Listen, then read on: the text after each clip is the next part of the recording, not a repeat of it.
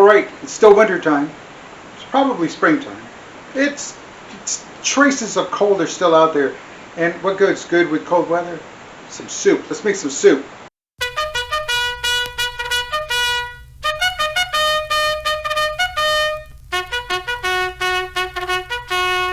Alrighty, so welcome back everybody. Dave Garrett, This Veg Cooks. Thanks for watching. Thanks for stopping by. Thanks for everything. And what are we doing in this episode? Well, as the title says, we're making a quick, easy vegetable beef soup. Super quick, super easy. So if it's still cold out wherever you are, or there's just a hint of cool wherever you are, hey, soup is always a good thing. So let's make soup. And in my case, I'm making enough for lunches this week. So it's also a meal prep. So let's get started. Let's go over the ingredients. All right, there are all of the ingredients. What do we need? We need a pound of lean ground beef, 1/2 onion chopped. There it is in our chopper, our new chopper. Pretty cool. 2 cloves of garlic chopped. We're going to use this already, the garlic there, the minced garlic. And let's see, 1 32-ounce carton of beef broth. There we go. 2 medium potatoes peeled and chopped into 3/4 inch chunks. There we are. 1 8-ounce can of, there it is, 1 8-ounce can of tomato sauce. 1 14.5-ounce can of petite diced tomatoes, undrained. So we're going to open it and just dump it. Now check this out. 1 16-ounce package of frozen vegetable soup mix. There it is. Again, from our local HEB. So again, there it is, all of this. HEB, Hill Country Fair. Again, your local grocery store does not compare to an HEB unless it is an HEB. Then that's a different story. But for the meantime, we're in Texas. HEB is where it's at. And that's what we've got here. So it's an HEB meal. Again, it's quick and easy vegetable beef soup. It takes about 15 minutes of prep, 30 minutes of cook time, total time 45 minutes. And this recipe is going to serve six servings. All right, so again, about 254 calories per serving. Again, not bad. And let's get started.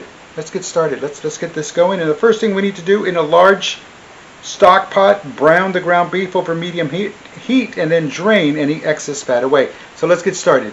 I almost forgot this back here. Vinegar. 1 tablespoon of vinegar. We're going to add that 1 tablespoon of vinegar a little bit later on. Not right now. We're going to cook the potatoes and the vegetables are all tender. We're going to add some salt and pepper, which is again to taste. And then we're going to stir in a tablespoon of white vinegar just before serving for added boost of flavor. So again, it's going to kind of enhance the flavors. So we'll try this out and see how it works out. But now let's get started with the browning the ground beef. All right, so the ground beef has been cooked and we have removed the fat. Now it says to add the onions and cook them for 3 minutes. So we'll do that.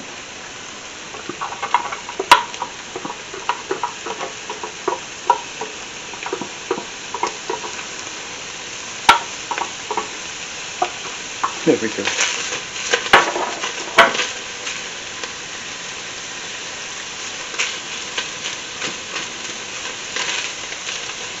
These will break down as soon as we get them going. All right, so the time is gone, and now we're going to add our garlic. And I'm just adding 2 of these small little spoons.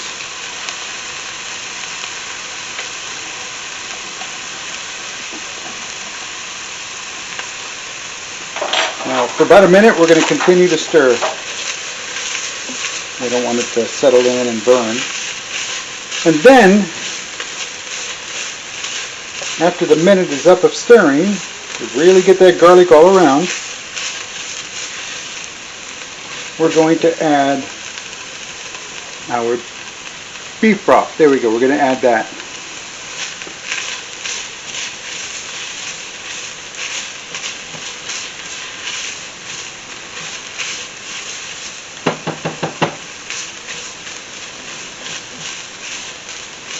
And of course, as we go give it our tasty taste throughout the soup, which you should always be tasting your soup as it goes along, not the final, but don't wait until the very end. If we need to add more garlic, we'll add more garlic. Again, it's one of those to taste situations. Alrighty. Let's go ahead and add our. There we go. And there it is. We're pouring in all the entire container.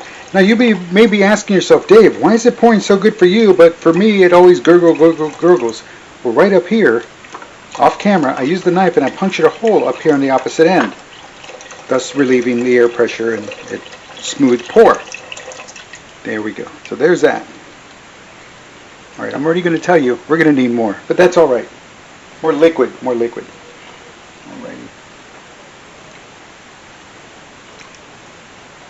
So we add the beef broth. Now we're going to add the potatoes.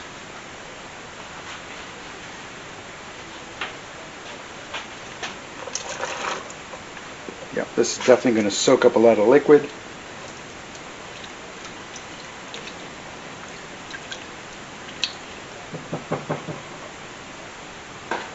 And then we're going to bring this to a boil, and for 5 minutes, we're going to cook for 5 minutes, and then we continue on with adding the tomato. Now the next thing we're going to do is add our tomato sauce, our 8-ounce can of tomato sauce. There you go. Put that all in there.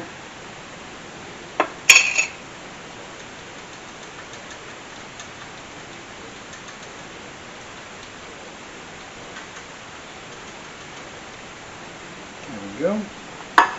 And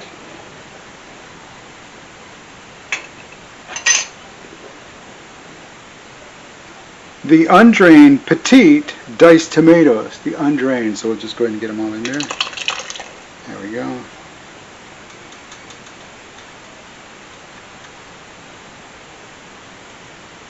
Alrighty, that looks good. And last but not least is our vegetable soup mix. Get them in there.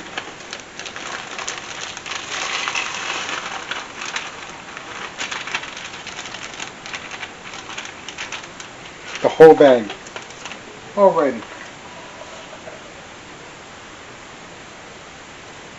Now we gotta stir this up. Obviously the water temperature has dropped.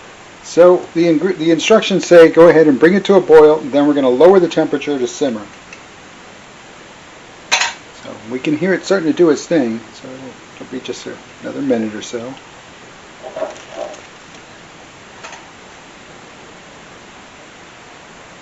As soon as we see the boil, we'll go ahead and reduce the temperature, or the heat.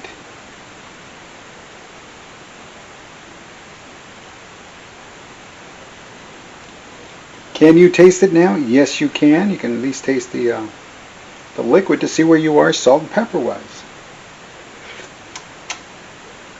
It's a little tomatoey, but nothing out of bounds yet. Nothing bland yet. So we're going to let this cook until the potatoes get nice and tender, and then we're going to taste again for the salt and pepper, and then we will do the 1 tablespoon of vinegar, and then we're going to do our tasty taste, and I'll do the meal prep, meaning putting them in the containers for the rest of the week, and we've got quick and easy vegetable beef soup.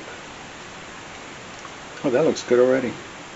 Alrighty, so I'll let it come up to a boil and then we'll turn it down. See you in a bit. Alrighty, so while the soup is making, that's it. I'm just going to let it do its thing, get all the juices going, get everything going. I want to take some time to say thank you very much for stopping by. Thanks again for joining, commenting, liking, subscribing, sharing information. Everything counts, everything matters, so again, thank you very much for those of you that have posted. And again, continue to post, especially if you have actually created some of these recipes and done them yourself, not necessarily created, but made them yourself, or you put your own twist on them. By all means, let me know. Let me know. On Facebook, somebody threw out something, and we'll be doing that. Pho, I'm going to give it a shot. I'm going to give it a try. I'm going to try to make some pho, so be on the lookout for that episode coming down the line here. Not the next one, but it's coming. It'll come. I've really got to work on it. It's kind of like bread. You know, if you've never made bread before, again, your first one, especially sourdough, if you've never made sourdough, it's going to be a little off. It'll still taste like sourdough, but it's just not there yet. And of course, as you work with the recipe and you start mastering the recipe, it gets better. Same thing with the pho. Again, because it's very delicate flavors that are in there, and don't want to mess it up. And then people just be screaming, you did it wrong. You did it wrong. So I don't want to do it wrong. So be on the lookout for that. Anyway, veterans, let's see, I'm over here. There we go. Veterans Crisis Line. Don't forget, make the call. It's all over here. Make the call, 988, dial 1. 988, dial, and then press the 1 when the automated attendant answers. Make the call. They're there for you. All types of, any issues, any concerns, you're a veteran, press the number 1. It's for you. But for everyone else, 988 still works. 988 is for everyone. But pressing the 1 is for the veterans. Alrighty. So again, make the call. Don't delay. Don't hesitate. It's there for you. So use it. That's what it's for. Visit the veteranscrisisline.net website. Again, veteranscrisisline.net website. There you can chat with them, and of course, there is a text. You can actually text with individuals, and they'll work with you. And if they don't know the answers, they're going to put you in touch with the right people who do have the answers. They pretty much get you under control, get things going, put you in the right direction, get you on that right path. But again, they can't do it right away. They know who does, and they will put you in contact with them, or they'll put them in contact with you. Either way, make the call. All right, let's get back to our soup. It's almost about that time. So again, thanks very much. Let's get started, or let's get going. Let's continue. All right, there it is. There it is. There it is. There it is. The quick and easy vegetable beef soup. It's time for a tasty taste. All right, we did add that 1 tablespoon of vinegar, but we added it to the entire pot, not to the bowl. Alrighty, so there it is. Our potatoes are done. Ground beef, the vegetable medley.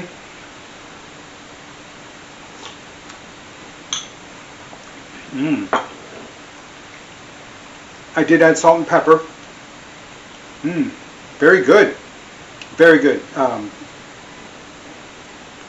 Ground beef, delicious.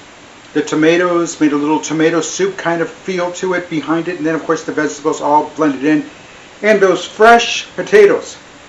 Now, they're going to take a little bit to soak in. So as you're tasting it, you want to taste for tenderness on that potato. Just be advised, it might taste a little bland because, again, the juices have not had a time to set in and mingle with each other. But I cooked it, boiled it, brought it in. It was tender. I turned it off, let it cool down, otherwise it'd be brutal. And so there it is. And again, it was quick, it was easy, it took about an hour altogether. Vegetable beef soup, I've got it now for lunch every day this week. So again, thanks a lot. It's delicious, it's hearty, and with some fresh sourdough, oh man, forget it. Hey, listen, I'm Dave Guerra, and this Veg Cooks.